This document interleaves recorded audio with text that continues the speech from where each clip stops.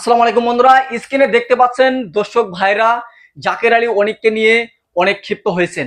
জাকের আলী অনিক ভুয়া ভুয়া করে স্লোগান তুলছে। এই জাকের আলী অনিকের জন্য বাংলাদেশের খেলোয়াড়দের জন্য তারা নিজের গালে নিজে জুতা মারছে।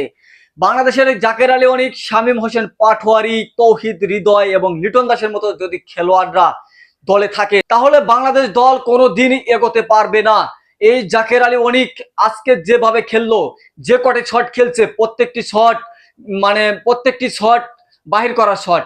তিনি কি করলো, বলগুলো কাট করে বলগুলো ওইখানেই ডট বল নিল। আপনারা দেখেন এই জাকির আলী অনিক প্রত্যেকটি বল লেগ সাইডে খেলে। আর শামীম হোসেন পাটোয়ারি, আমরা দীর্ঘদিন ধরে দেখতেছি শামীম হোসেন পাটোয়ারি তিনি ব্যাটিং এ ভালো করতে পারছে না। এই শামীম হোসেন পাটোয়ারি কয়েকটি ম্যাচ পর পর বোল্ড আউট হয়ে ফিরে গেলেন, তার খেলার প্রতি কোনো মনোযোগী নেই। বাংলাদেশের কোটি কোটি দর্শক এই বিষয়টি নিয়ে ক্ষিপ্ত। দর্শকের আবেগ নিয়ে খেলা করছে বাংলাদেশ ক্রিকেট দল। যে ম্যাচগুলো জিতার সম্ভাবনা রয়েছিল বাংলাদেশের ক্রিকেট দলের, সেই ম্যাচগুলোই হারছে কেন? এর মধ্যে কারণ কি? এই কারণটা দর্শক বিসিবির কাছে জানতে চায়।